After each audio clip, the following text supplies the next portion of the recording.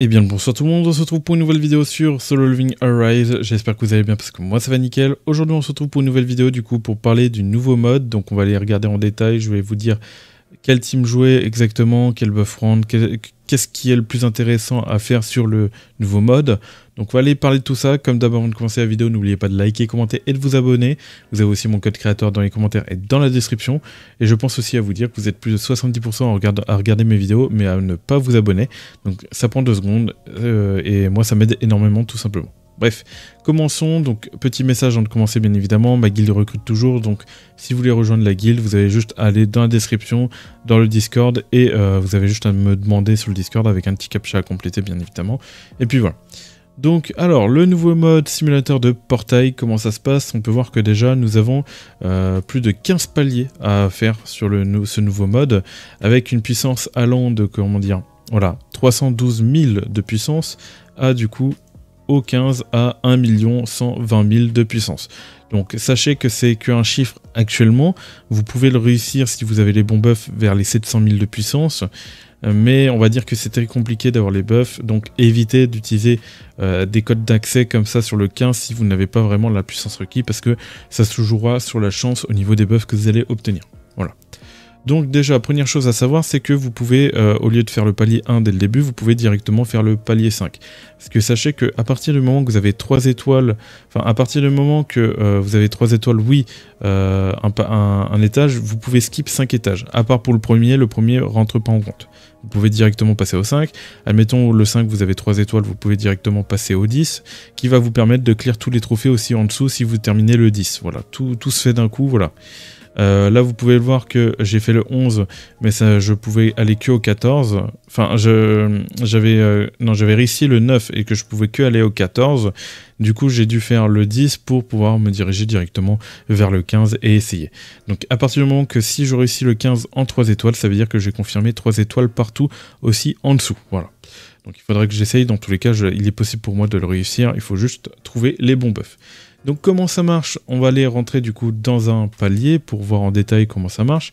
Et on peut voir que du coup nous avons plusieurs étages. Et ça se passe sur au moins une quinzaine d'étages, voilà, une dizaine d'étages plutôt, avec justement comme combat spécial à la fin Sun Jinwoo. Voilà. Vous pouvez voir qu'on a des épisodes, des combats normaux, des maintenances de système, des étages inconnus, des combats améliorés et combats spéciaux qu'on a pu voir à la fin avec Sun Jinwoo. Donc les épisodes spéciaux, eux, quand vous allez rentrer dedans, donc ça va être un portail vert que vous allez prendre, va vous attroyer du coup soit un bonus, soit un malus. Tout dépendra de votre chance, en fait. Vous allez faire c'est comme si vous allez lancer un lancer de dés, et vous allez avoir une petite histoire où ils vont vous proposer 2 choix sur cette histoire. Soit vous avez un bonus, et soit vous avez tout simplement des malus. Donc tout dépendra de votre chance par rapport à ça. Je trouve pas ça très fort, on va dire. Enfin, je trouve ça plus rentable de faire des combats normaux pour récupérer des bonus, être sûr de récupérer des bonus, même si, bon, bah, c'est pas forcément les meilleurs. On peut toujours reset au cas où si ça nous plaît pas. Voilà. Donc voilà, par rapport à ça, dites-moi si dans les commentaires vous préférez épisode ou combat normal, et si vous préférez épisode, pourquoi? Je suis curieux de savoir. Ensuite, vous avez la maintenance du système qui vous permettra tout simplement d'améliorer vos buffs ou de récupérer des buffs supplémentaires qui sont différents des combats normaux qu'on peut récupérer. Donc ça va vous permettre de vous améliorer. Donc le fonctionnement est différent entre le début et la fin. Parce qu'à la fin, dans justement la maintenance du système, vous allez pouvoir soigner votre équipe et vous allez pouvoir changer votre équipe si elle vous déplaît. Donc ça va vous du coup demander des pierres. Donc ces pierres-là, ça a évité d'utiliser généralement pour changer d'équipe. Donc soyez sûr au moins d'utiliser la bonne équipe au début. Voilà. Et ensuite, pour le reste, ça vous servira du coup à améliorer du coup les buffs que vous avez pu acquérir durant les paliers. Donc voilà. Après, vous allez du coup avoir les combats inconnus. Les combats inconnus, c'est tout simplement que vous allez affronter un Choi, une Chae, un Wang Dongsu, un peu tous les chasseurs hunters que vous pouvez trouver. Ensuite, vous avez du coup les combats améliorés où vous allez affronter les boss, donc des sortes de, enfin des mini-boss, voilà, on peut appeler ça, même si dans d'autres modes on peut appeler ça des boss, dans les portails et tout, bref, voilà. Et une fois que vous avez fait tous ces portails-là, vous allez tout simplement aller à la fin en combat spécial et affronter Sun Jinwoo. Attention parce que ça n'a rien à voir entre les combats spéciaux et les combats inconnus. contrairement aux combats améliorés, les combats normaux sont un peu plus simples. Voilà, je pense à le mentionner. Donc si vous voyez que vous y arrivez plutôt facilement les combats normaux, sachez que ça va être plus dur pour les combats inconnus et les combats du coup spéciaux. Voilà par rapport à comment fonctionnent du coup ces paliers là. On va aller du coup retourner en arrière et discuter des autres choses que nous avons à dire. Au niveau des teams recommandés, moi je vous recommande du coup PapyGG, Medin Fisher et Thomas André. Alors je vais vous dire pourquoi, donc parce que du coup PapyGG va pouvoir break, Medin Fisher va pouvoir enlever du coup les boucliers blancs parce que plus on monte en étage, plus les ennemis mettent des boucliers blancs longs et résistants. Donc voilà, et Thomas André va tout simplement pouvoir spammer l'ulti. Vous allez voir qu'il y a un bonus qui est très intéressant à les récupérer dans la simulation pour faire un maximum de dégâts, et du coup Thomas André fait partie l'un des meilleurs choix à aller prendre par rapport à ça. Donc voilà, donc si jamais vous n'avez pas de PapyGG, vous pouvez utiliser Dawnbreaker, du moment qu'il est du coup il a l'avantage élémentaire par rapport à la tour de simulation. Là, en termes de support, Medin Fisher sera très compliqué à changer plus tard dans les étages 15, 10 et tout, parce que les ennemis mettent des gros shields. Mais au début, vous pouvez vous permettre de mettre d'autres supports tels que mine et tout, parce que les ennemis au début ne mettent pas non plus des gros shields. Voilà, mais par contre, Medin Fisher devient indispensable par la suite. Et Thomas André, vous pouvez très bien mettre d'autres DPS. Sachez que Thomas André est le meilleur choix pour moi, mais vous pouvez très bien utiliser Nchae ou autre et tout. Voilà, du moment que le personnage fait du DPS. Donc voilà pour les teams recommandés. Maintenant tout dépendra de votre box et aussi de l'élément qui est recommandé sur la tour, comme on peut le voir ici. On a l'élément light et haut. J'ai pu lire sur le site comme quoi ces deux éléments peuvent du coup vont changer. Donc à vérifier, peut-être que j'ai mal compris du coup ce qui était dit sur le site, mais de ce que j'ai compris, ça va changer, donc on verra bien. Maintenant que nous avons parlé en détail de tout ça, je vais vous montrer sur PhotoFiltre, justement, j'ai du coup rassemblé les images des buffs à peu près les plus intéressants qu'on peut avoir. Là d'abord, je vais vous montrer les différents buffs qu'on peut avoir, et pas les plus intéressants. Donc c'est parti, donc là on peut voir du coup différents buffs avec sur-régime, pare-feu, boost, voilà, avec du coup des précisions sur l'effet que va faire du coup le boost. Donc là il va mettre un effet de coup critique, ici il va faire des dégâts infligés, et là il va mettre un temps de recharge, voilà, de rechargement. Donc voilà, on va les lire en détail. Donc augmente les dégâts de coup critique de la compétence d'ultime de l'utilisateur de 30%, assure un coup critique, et en plus il assure un coup critique. Donc voilà, un petit bonus intéressant pour augmenter vos dégâts d'ultime. Ensuite, vous avez le parfait qui va vous permettre de faire des dégâts infligés lors de l'utilisation de récupère des PV ou bénéficie d'un effet de bouclier. Les dégâts infligés augmentés de 5%, donc cumulable 20 fois. Donc en sachant qu'il est en bleu, donc en légendaire, il peut être très fort. Donc c'est un bon moyen de monter encore les dégâts. Ensuite, vous avez le boost, le temps de recharge réduit le temps de recharge de la compétence de base de l'utilisateur de 35%. Et ça peut être très fort si par exemple pour l'étage 15 vous avez besoin de break, ça peut être très fort par exemple pour PapyGG d'avoir un bonus de rechargement de compétences de 35%, ça va vous permettre de spam plus souvent la compétence, et même si vous avez aussi d'autres boosts qui vous permettent de recharger du coup si vous faites une core attaque la compétence et tout, donc ça peut être aussi très intéressant, c'est pour le break, voilà. Donc voilà les buffs, les trois buffs qu'on peut trouver, trois buffs différents, donc on en a encore d'autres, il n'y a pas que ça. Nous avons aussi les compétences du coup, enfin pas les compétences mais les buffs élémentaires où on peut retrouver du coup les dégâts de type ténèbres, les dégâts de type du coup light et les dégâts de type vent, et on peut aussi retrouver les dégâts de type feu et tout, etc. Donc comme vous pouvez le voir, là nous avons du coup des détails en dessous sur ce qu'il fait, parce que chacun fait du coup agit différemment. Du coup, affaiblissement de l'ennemi face aux ennemis ténèbres. Là, c'est attaque de noyau supplémentaire, donc ça va agir sur l'attaque de noyau. Et là, attaque de QTE supplémentaire, donc là, ça va agir sur l'attaque QTE.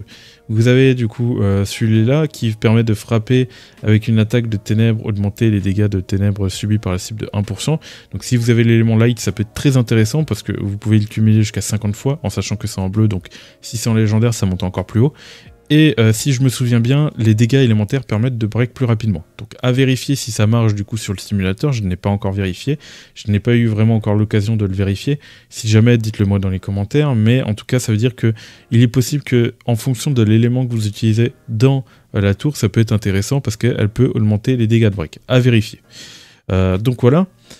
Pour moi, ça peut faire partie de l'une des meilleures, du coup, des meilleurs buffs, mais à vérifier. Ensuite, nous avons du coup les compétences avec les boosts avec les noyaux, nous avons aussi le boost avec l'élément eau, et nous avons les boosts par rapport à l'effet de brise. Donc l'activation de l'attaque de noyau, lorsque l'attaque de noyau touche sa cible, le temps de recharge de toutes les compétences de l'utilisateur est réduite de 4 secondes. Donc là, comme je vous l'ai dit tout à l'heure, ça peut être très intéressant pour du coup les breakers, du coup ça leur permettra tout simplement d'utiliser plus souvent leurs compétences. Et en sachant que ça, pour Thomas André ou d'autres personnages, ça va leur permettre tout simplement aussi de spammer plus souvent leurs compétences et de faire plus de dégâts. Mais vous allez voir que faire des dégâts avec les compétences, c'est pas le plus intéressant parce qu'il y a d'autres boosts qui sont plus intéressants par rapport à ça. Ensuite, vous avez du coup, lorsque l'ennemi est en état de brise, la consommation de mana et le temps de recharge des compétences sont réduits de 50%. Du coup, l'état de brise peut être intéressant, mais à voir si ça vous permet du coup d'augmenter justement votre efficacité par rapport aux brises, parce que j'ai remarqué qu'au palier 15, il fallait beaucoup de brises, à moins que vous avez la puissance requise, mais bon, c'est plutôt compliqué parce qu'il faut plus d'1 million et quelques. Et j'ai vu qu'on pouvait réussir le palier 15 à plus de 700 000 de puissance, mais il faut juste prendre les bons buffs et tout, et bien jouer. Et il faut avoir de la chance aussi parce qu'il faut avoir les bons buffs, donc c'est compliqué. Et c'est pour ça que d'ailleurs vous n'allez pas utiliser vos clés d'accès sur l'étage 15, et je vais vous expliquer ça après. Donc voilà. Par rapport à celui-là. Et on va attaquer le dernier, et on va voir tout simplement les meilleurs buffs que moi je trouve qui synergisent super bien. Donc ça va être tout simplement du coup le sur-régime réinitialisation, voilà. Ensuite on a le sur-régime dégâts proportionnels au PV actuel, et ça c'est très fort, et sur-régime étourdissement qui va vous permettre justement de gagner du temps, parce que c'est vrai que les boss et tout vers la fin, Senshinfu et tout, ils enchaînent les attaques, donc le fait de pouvoir justement étourdir comme ils mettent là, ça peut vous permettre de gagner du temps et recharger une autre esquive au cas où, et aussi voilà, de faire du DPS en attendant. Donc voilà. Donc la plus forte que je trouve, c'est celle-là. Lorsque la compétence d'ultime de l'utilisateur touche sa cible, il a 25% de chance d'infliger des dégâts équivalents à 35% de ses PV actuels. Et oui, si vous avez les 25% par rapport à une compétence d'ultime, vous allez enlever 35% des PV de Sanjinu. Oui, bien 35%. Donc c'est énorme. En gros, vous lui enlevez un tiers de sa vie, c'est n'importe quoi. Ensuite, vous avez cette compétence-là qui va bien se combattre avec lui, parce que lors de l'utilisation de la compétence d'ultime, l'utilisateur a 30% de chance de réactiver immédiatement sa compétence d'ultime. Donc en gros, vous utilisez la compétence d'ultime, vous allez avoir plus de chances de recharger l'ultime. Donc en légendaire, vous avez 75% de chance, donc ça vous permet quand même d'avoir de fortes probabilités de recharger votre ultime et d'enchaîner vos ultimes, qui va vous permettre du coup d'essayer de proquer le plus souvent possible les 35%, ce qui va vous permettre tout simplement de détruire le boss, détruire les boss que vous avez, quoi. Voilà. Donc temps de recharge, 10 secondes, donc pour ça, si vous voulez recharger la compétence d'ultime, il faudra attendre 10 secondes. Donc vous pouvez envoyer peut-être des compétences et tout, et ensuite, une fois que les 10 secondes sont passées, hop, vous faites un ulti à nouveau. Donc voilà.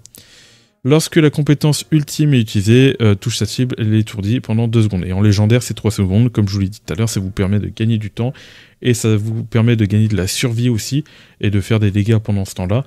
Donc moi, je trouve que c'est plutôt très fort, et ça peut interrompre l'ennemi, donc ça vous permet de prendre quand même une pause, parce que c'est vrai que ça enchaîne beaucoup. Donc voilà pour les buffs, c'est cela que je trouve le plus intéressant. Maintenant, la question c'est, est-ce qu'il faut faire tout le temps l'étage 15? Alors moi j'ai envie de vous dire non. Alors pourquoi? Parce que l'étage 15 c'est compliqué, donc il faut au moins avoir les buffs là, et il est possible qu'en faisant l'étage vous n'ayez pas du coup les buffs que je vous ai montrés. Si vous n'avez pas les buffs que je vous ai montrés, n'utilisez pas vos clés, vos codes d'accès que vous avez hebdomadaire, quoi, tout simplement. Donc utilisez plutôt vos clés sur des étages inférieurs, vous êtes sûr de pouvoir réussir l'étage, et ensuite, par la suite, en fonction de votre puissance, de l'amplification d'effets, en fonction justement de votre progression par rapport à votre compte, et à la dimension des données, vous pourrez petit à petit aller vous diriger vers l'étage 15. Mais tant que ça reste aléatoire et que vous arrivez à faire le palier 15 qu'une fois sur 10, ne claquez pas vos clés dessus. Franchement, c'est parce que si vous échouez du coup au début, que vous n'avez pas les bons buffs, et vous échouez au premier étage ou au deuxième, et vous perdez votre clé et vous récupérez très peu de récompenses. Parce que si vous faites du coup des étages en dessous et vous êtes sûr de pouvoir les faire, là il va être plus intéressant de claquer les clés. Donc, petit message d'avertissement là-dessus, même pas un petit, même un gros message d'avertissement, parce que c'est important de bien le comprendre. Voilà. une fois que tout ça c'est fait, on va aller voir du coup l'amplification d'effets. Donc parce que forcément, pour pouvoir progresser, il faudra améliorer votre compte, mais vous avez une autre méthode qui a été implémentée dans le mode qui vous permettra de progresser petit à petit. Donc vous avez du coup les bonus, là comme on peut le voir ici, donc de défense, de PV et d'attaque et de PV. Et vous pouvez voir que vous pouvez récupérer des plus gros bonus aussi en dessous, qui augmentent les PV de 6%, ici, là qui augmente les dégâts infligés aux monstres de 10%. Donc voilà, ça vous permettra du coup de récupérer des bons bonus, et vous pouvez voir que vous avez vraiment pas mal. Dans tous les cas, au fur et à mesure, vous finirez par tout débloquer, mais sachez que ça va être très long. Donc comment améliorer du coup ici, comment récupérer ces pièces? Donc ces pièces, vous pouvez les récupérer en utilisant... C'est terrible, j'ai quitté, je ne sais pas pourquoi, je m'en excuse. Bref, on retourne dans la simulation de portail. Mais en gros, ces clés dans l'amplificateur d'effets, vous pouvez les récupérer en faisant des étages. Donc en utilisant vos clés, voilà. Et ici, comme vous pouvez le voir, si je fais l'étage 10, je vais récupérer en finissant 10 récompenses de progression de test. Voilà. Donc, il faut savoir que vous pouvez récupérer au total 1500 par semaine. Donc ça vous permettra d'utiliser ces 1500 points dans l'amplificateur d'effets qui vous permettra de progresser petit à petit par rapport à votre compte. Donc au début, je m'étais dit qu'il était intéressant de mettre de la tankiness pour justement, en sachant que Thomas André a besoin de tankiness pour faire des dégâts, mais je voulais privilégier du coup la tankiness parce que je trouvais ça plus intéressant, plus par là parce que c'est justement l'augmentation des PV, parce que vu que les tâches 15... on a juste besoin des bons buffs et après on a besoin de survie. À partir du moment qu'on a les bons buffs et qu'on du coup on peut enchaîner les 35% de dégâts sur San Jinwoo, c'est broken quoi. Donc je me suis dit autant privilégier les PV. Mais le problème c'est que vu que c'est aléatoire, ça ne nous permettra pas d'augmenter justement par rapport aux dégâts qu'on va faire sur les étages inférieurs. Parce que les étages inférieurs, on peut ne pas avoir du coup les bons bonus, du coup il faudra peut-être avoir les dégâts qu'il faut, requis. Donc je sais pas, je suis un peu mitigé entre les deux. Moi je pense que je vais faire une priorité justement sur le DPS, donc augmente les dégâts infligés aux monstres ciblés. Donc je vais améliorer ces deux côtés-là et je vais partir par là pour améliorer mes dégâts.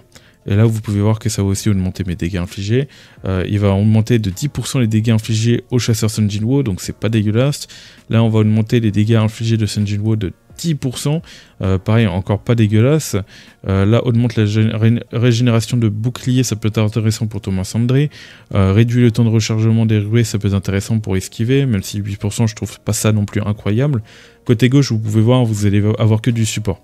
Réduit le temps de recharge de compétences de base, ça peut être intéressant pour le break, et aussi les dégâts.